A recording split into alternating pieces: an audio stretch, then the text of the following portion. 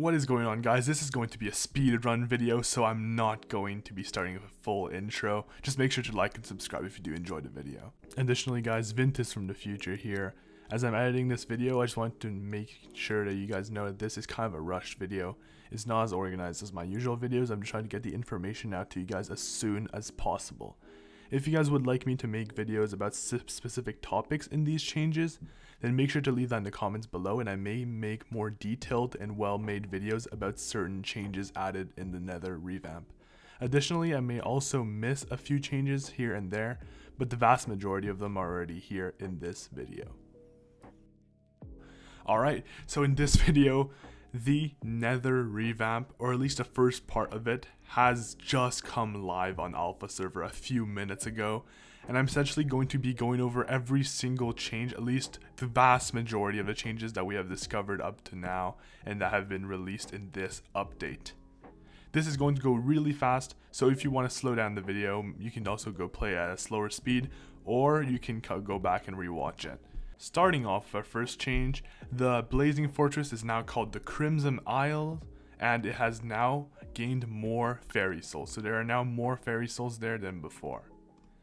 Next, there are a lot of new mobs that show up on the bestiary, such as the Ashfang, the Barbarian Duke, the Blade Soul, the Corrupted Fire Mage, the Flaming Spider, the Mushroom Bull, and the Wither Spectre. We're not sure what these guys do yet, and they just appear as like a not unlocked bestiary mob. Additionally, there are also a few new fishing collections, one mainly being the magma fish. And then let's move on to a part that I'm actually very excited about, which is they're going to be including many new enchants, including 2 new ultimate enchants, which are going to be going on weapons, so mainly like swords and bows and all these ones, and fishing rods. The first one is Inferno, which goes up to level 5, and every 10th hit on a mob spawns an Inferno, which traps the mob and deals 225% of the damage of your last hit. So this is going to be incredibly interesting. This looks like a very powerful enchant, and it's probably going to have a really cool animation of trapping the mobs, maybe similar to telekinetic, the wand, the gyrokinetic wand. Moving on to our next ultimate enchant, we're going to be talking about the Fatal Tempo, which was leaked earlier on a few weeks ago, and it's an enchant that increases your ferocity by 50% per hit, which caps at 200%. This is similar to the Adam Split Katana's ability, but I guess you can put on any weapon. It could be very interesting on weapons and can make E-Man even easier. Moving on now to the more normal enchantments, quote unquote, because these are very interesting and completely different from the usual enchants we are used to. The first of these is going to be Corruption, which is going to be a pretty simple one. It's a fishing enchant that gives you more chance of fishing up corrupted sea creatures, which I guess are a rare type of sea creatures. Then there's Charm, which increases the chance to get a higher tiered trophy fish. I'm not sure what those are. They might be a decoration, they might be something, a new aspect of the game, but yeah, we're not sure what they do for now. Then we get to the more interesting enchants, with the first one being Strong Mana. Strong Mana makes it so that 1% of your mana, the mana used near you, so I guess you or your players around you, will be converted to strength for 10 seconds, and this is capped at 100 strength. So essentially it's kind of like Legion, but people have to be using mana weapons to do so. And going on to the next one, it's going to be Ferocious Mana, very similar to the Strong Mana. It's essentially going to be giving you ferocity based on the mana used near you as well, capped at 300, which is a lot. Then we have Hardened Mana, which gives you 1% of the mana used as defense. Then we have Mana Vampire, which heals you for 5% of the mana used near you. This is really interesting, and it's kind of showing me maybe that this is going to be something related to like a lot of teamwork, because you're getting healed by the people around you, you're getting more defense, you're getting more of this. Of course, these are conflicting enchants, so you can't put them together, but it'll promote a lot more teamwork overall, because you can other people around you have to use mana to boost your performance. Moving on now to some new sea creatures. The first new sea creature we're going to be talking about is the final one, a mythic sea creature. So it starts off mythic. I don't know if that matters, but yeah, it is. It's a level 600 mob, and it's called Lord Jobus. It requires fishing 45 to fish up, which is kind of insane. And it's pretty interesting. It drops the Magma Lord fragments, which we'll be talking about later on. And it has the level 600. Like 600 is insane. It's super high for a non-dungeonized mob. And this kind of links to the next mob, which is the mob before it, which is Thunder, level 400 mythic mob. And it's probably it drops Thunder shards, so it might be a weaker version maybe of the Magma Lord fragments or something like that. We're not sure exactly. Then there's the Taurus, which is another sea creature, and this drops a Taurus helmet and some other interesting items. And yeah, it requires fishing 35, making it essentially the new highest like sea creature, apart from the, of course, the Thunder and Lord Jobus. And then the Nether artifact got changed slightly, because it now shows the Crimson Isles. You will receive damage reduction anywhere in the Crimson Isles. So I guess there are other mobs that are not going to be Gas Blaze, Zombie Pigment, and Magma Cubes, which makes it so you need to, it just says every mob in the Crimson Isles. Now moving on to some helmets, we're going to be starting off with the Magma Lord helmet. This, all we can see here is that it's a pretty decent set stats wise, but it's obviously a fishing set, giving 4.5% secret chance per piece, and you take less damage from lava sea creatures. So I would assume the lava sea creatures are going to be really strong, especially like the Thunder and Lord Jobus, and essentially this will be the required set in order to fight these mobs. Then of course there are some new bestiary loot, such as the Wither Soul, dropped by the Wither Skeletons, and some other interesting stuff like the Sword of Bad Health. And Magma Cubes also have new bestiary.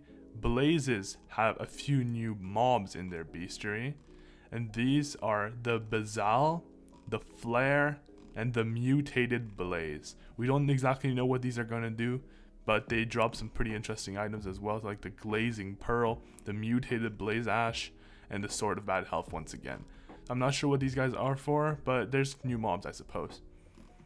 Then we go to the Dive Ghast, which is also a new mob, and there's just the normal Ghast, which has uncommon loot that we don't know about yet.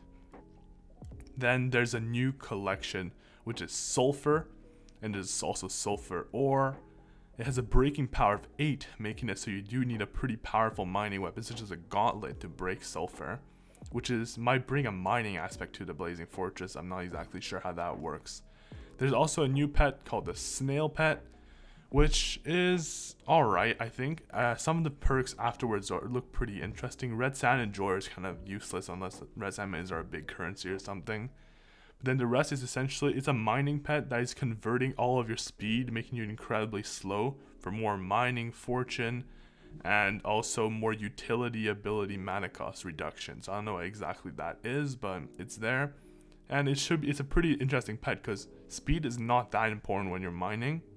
So it's actually a pretty interesting aspect of it, that you can reduce speed, which is one of the least valuable stats when mining, for mining stats. Of course, also the Lava Talisman is getting a nerf, probably because you will need to, there's probably going to be some lava damage related stuff. Clearly here you see it reduces damage from lava, but does not make you immune in the public islands. Then we got some new pets, most notably being the Mushroom Cow pet, which is very interesting. They're going to be including a Mushroom Cow. And there's also new Red Sand minions. Now let's move on to one of the alpha update changes that have been announced, because this is going to be very interesting. They're going to be adding cloaks and belts, essentially, and rings, maybe, like all those things that were announced that would be extra in addition to armor. And they're adding several, like the Ancient Cloak. They're also including several new belts that seem to follow like martial arts progression, starting with like white, yellow, and stuff like that, all the way until a black belt, which is probably going to be something that you have to work for to upgrade. Then there's also the Ever Burning Flame minion upgrade, which is kind of like a stronger version of the Plasma Bucket. It's gonna be very good, but it might be very expensive. I'm not sure if that's very important. However, now we're moving on to something seriously important, which is Dungeon Stars. Dungeon Stars are getting a buff.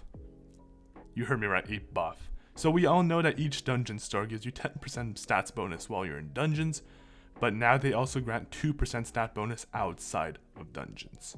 Additionally, I believe that weapons such as the Juju Shortbow and Terminator are still dungeonized and starable, so they're still a good option up to now. I'm happy that they didn't make them non-dungeonizable yet, so if you want to get one, it might be pretty interesting. Additionally, it may actually be possible that the ones that are already starred will remain starred, which will also be a very interesting aspect. Well guys, and that's pretty much it for this super speed run video. I just want to get all of the information out to you guys as fast as possible. If you guys did enjoy the video though, please make sure to leave a like and also subscribe. It really helps me out a ton. I also want to thank the Cowshed Discord because of they released a lot of the changes and helped me group up a lot of the changes that were added to this update. So make sure to go check out the Cowshed Discord to stay up to date on all of these changes. But that's pretty much it guys. I hope you guys enjoyed. If you want to rewatch it, feel free to. You can also watch it in slower motion. If you would also like to have a paper copy, essentially, like a digital text copy of all of these changes, the Cowshed Discord does have a Google Docs that states all of these changes, and I will be leaving a link to it in the description below. Overall, guys, I'm incredibly excited with the Nether Revamp. It looks absolutely amazing. They're adding so much new stuff. I'm super stoked and super excited, and I hope you guys are too. I'll of course make sure to keep you guys all up to date on all of these changes minutes after they get released. So make sure to leave a like and also subscribe to the channel, and also leave your notifications on. You can also join the Discord server, as I'll be posting some of those changes there as well. And I'm also hosting giveaways over there. That's pretty much it guys. I hope you guys enjoyed, and I'll see you guys in the next one.